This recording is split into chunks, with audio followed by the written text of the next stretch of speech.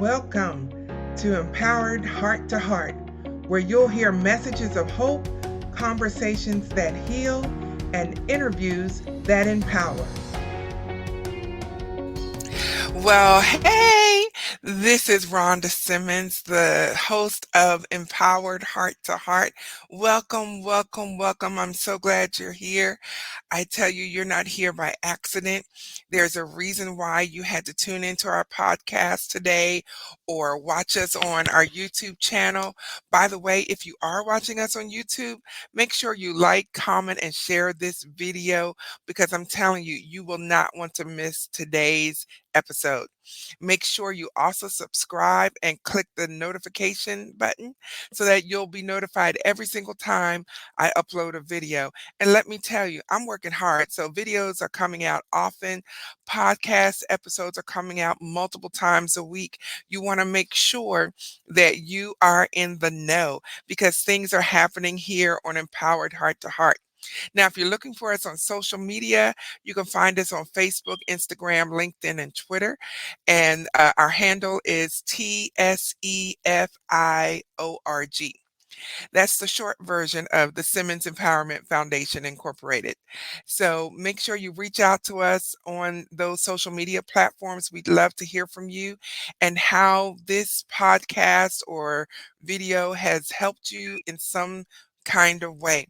Let me tell you, I say this every episode. I'm just going to keep up the trend because this is a good tradition. I have met some of the best people this side of heaven. Yes, I have, from all over the globe, all walks of life, and it's been an incredible journey.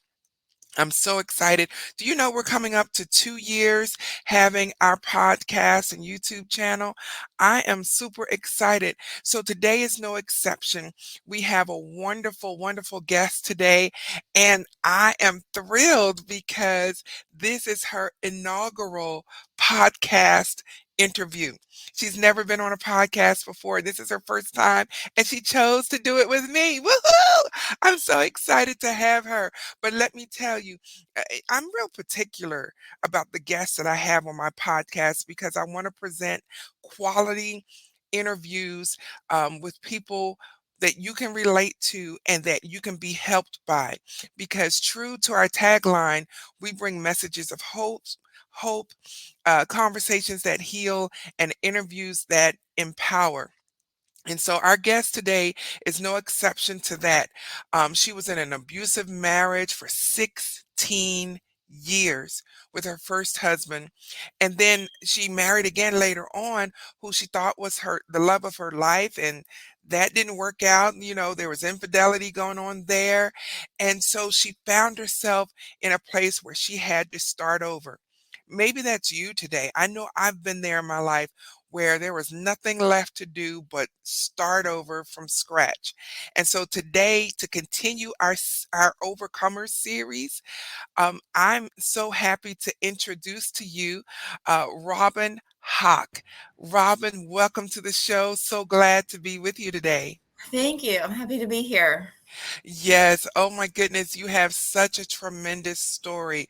Hats off to you for having the courage to start over and to be an overcomer. But you and I both know that that didn't happen just with the snap of a finger and you woke up that way. Right. No, it So, doesn't happen overnight. no, no, it doesn't.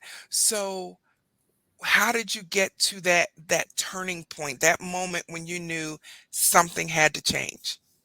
Well, first, if I'd like to clarify that my first toxic marriage of 16 years, there was never any physical abuse, but it was a very mentally abusive environment. And I feel like I want to clarify that because of the differentiation, but also because sometimes people don't view mental abuse as abuse, and it's not as talked about, it's not as recognized, it's hidden because it's not visible. Yeah, I wanted to just clarify that. And then I'm sorry, we need to round back to your question again. What was your question? Well, what led to that turning point where you decided you had to do something different? Right. So after my second husband, I found out about the affair. I was devastated. crushed. I really felt like that was my rock bottom, and I didn't want to look at the next day. I didn't want to move forward. I didn't want to heal. I didn't want to face what was in front of me. And then I did a lot of journaling and a lot of reading. I believe heavily in journaling and that how therapeutic it can be to get the thoughts out of your head and onto paper. And through the process of journaling, I found a new direction. I was like thinking to myself, where do I want to go from here? Because I had to go somewhere, and the choice was mine. Wow. That is so powerful.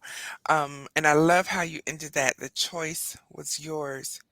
Um, did you ever, while you were going through all that you went through in your two marriages, did you ever feel like you didn't have a choice? During my first marriage, I stuck it out for as long as I did because we had children. Um, and I was always brought up that once you get married, you stay married. My mom was divorced and I didn't want to be divorced. So I stayed in that relationship longer than I probably should have. And then one day it just occurred to me, this isn't the example I want to set for my kids of what a healthy relationship looks like. And that's when I realized I had a choice. Wow, that is so powerful.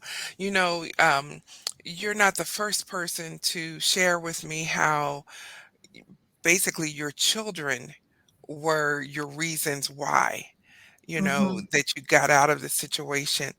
And so, what action steps did you take to change? Like I said, I did a lot of journaling and a lot of reading.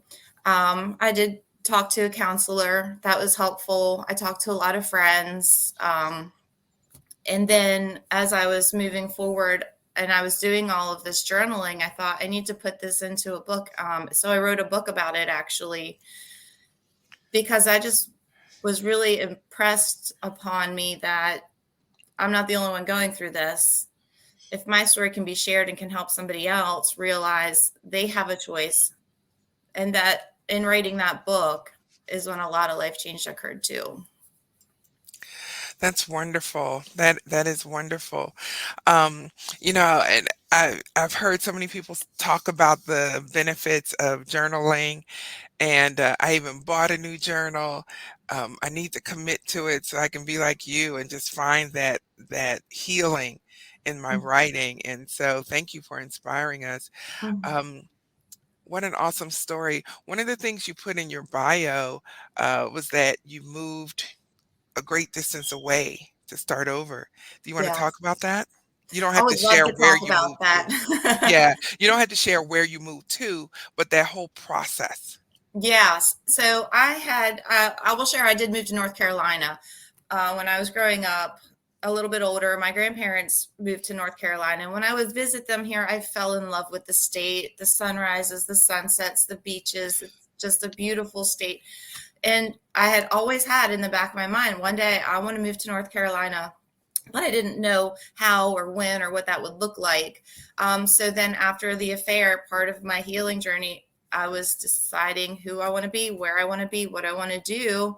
And thought, if I'm going to do it, now's the time. So I moved 500 miles away from my home on my own, to be on my own for the first time in my life, because I had always had, a partner or my children, and I was close to my family, and I moved down here and it was a fresh start. It was the fresh start I needed. And I was just proud of myself for being brave enough to make a move like that. Wow. Yeah, you should be. You should be very proud of yourself. That is fantastic. Many times people are afraid to leave the familiar. Whether Mm-hmm. it's a relationship or a location, they're afraid to leave the familiar and step out into the unknown. Mm-hmm. Were you afraid? I wasn't. I feel like when you're on the right path, there's peace that comes with that. And I had peace. I knew I was doing the right thing. I knew this was going to be my fresh start. And even when I moved into my apartment and I was alone for the very first night, it's a funny story. I had two friends and my mom helped me move down here. And as they were leaving, because they were all going to go stay in a hotel, not all my furniture had arrived yet, they said, "Are you going to cry?" And then my other friend, she said, "It's okay if you do." but I didn't. I just felt instantly at home. Like I knew I'd made the right decision. I'm where I'm supposed to be. Wow, that is amazing. That is amazing. And so here you are today, and I can tell by that big smile you're thriving now. Yeah. Wow, look at that smile. That's amazing. I am so proud that you had the courage to walk away. You know, sometimes our traditions hold us back. You mentioned earlier that you were raised that, once you stay married, you should always stay married no matter what. Um, but that's not always feasible. And I'm not advocating divorce. I've actually been through it myself before, and I don't wish that pain on anybody. Right. Um, but man, there are just some things you have to walk away from for your own peace of mind and sanity. So, Mhm. hats off to you for doing that. And so you said you wrote a book. Is it out yet? It's not out yet, and it's not even titled yet. I've been working with my editors and my publisher to come up with a name because I felt like that was the most difficult part is coming up with a title for your book. The writing the book was easy, but the title, I wanted some help with that. So it should be out later this year. And I'm really excited about it because the whole purpose in the book is just to encourage women to know no matter where you are in your life, what you're going through, how old you are, there's always a path between where you are and where you want to be. And I just want to encourage women to know that and to take steps towards that. We can have that blessed life that we're looking for. And it's okay to ask for help in that process. Absolutely. And that's a key point because as women, we may not be physically stronger than men, but we have a strength second to none. And sometimes asking for help is hard to do depending on your personality. It's hard to do and admitting because it's not just about asking for help. That's an admission that you can't do it all, True. and you don't want to be viewed as weak or whatever. But sometimes you just need that help. And kudos to you for getting the help. Something else you mentioned earlier in the interview, you said that at one point you got counseling services. Hmm. And just how did that feel, going through counseling? You don't have to divulge anything that you discussed, but just how did that feel having, that counselor to go to? It was very helpful and much needed. And I always advocate for having somebody to talk to, whether it's a friend, a family member outside of your circle, because talking is therapeutic. It's healing. It's getting it out, having somebody to process with you. Um, so I'm a huge advocate of, getting the help that you need from wherever you can find it and not keeping it all to yourself. You don't have to go through things alone. And so many people are going through so many things that nobody knows about because we're afraid to open up. We're afraid to talk about them. And I just want to always encourage people to know that it's okay to open those doors, to have those conversations. Absolutely, absolutely. Robin, in thinking about your children, and one of the things you said was that there were things that you were facing that you didn't want this to be the example that you set for your children. Hmm. How how have your children adapted to the new you? Oh, yeah. They love the new me. And I don't know that I'm the new me. I'm just a better version of me. We're always improving every day. But they're very happy to have a mom who lives near the beach that they can go visit. They love how happy I am. They love the things that I'm doing for myself. They're proud of me. I'm proud of them. They're both grown children now, too. They're thriving. So I feel like that the example that I'd set was positive. Well, good, good, good. And you don't look like you have grown children, but that's wonderful. We're all rooting for you. That is fantastic. Um, you know, it's one question I like to ask my guests in this series of overcoming is how did you know when you were healed enough to help someone else?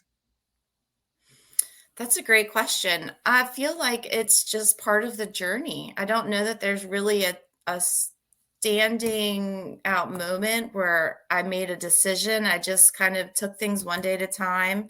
I did my writing, I did my journaling, I, did my reading. And then um, as it evolved, you just kind of know when you know, if that makes Mhm. sense. It does. It does. It really does. And so I am super duper excited for you and for your journey. And so now that the book is almost done and almost out, what's the next goal to accomplish for you? Yeah, so my next goal is I would like to start doing life coaching with people and just be that encouraging person, help them set goals, walk through their walk with them, that they know they're not alone, um, and that there's always a path forward, and just being a support system for people with life coaching services. So I'm going to start that next. I'm working on my website, um, and yeah. Wow, that is wonderful, Robin. I'm so proud of you. You know, um, everyone face life struggles. It's just a part of life. But to be able to say that you're stronger today than you were back then, that can't that can only be an amazing feeling for you. Yeah. Yeah. Wow. Well, that is great. Well, Robin, I really do appreciate you sharing your story with us today. And I'm looking forward to hearing great things. Folks, be on the lookout for Robin's book. I'm sure it's going to be amazing, and she'll start posting ads and whatever she's got to do to get the word out that she is hitting the scene loud and in charge and proud and everything else. And so I'm super proud of you, Robin. Thank you so much for being on the show. Thank you for having me.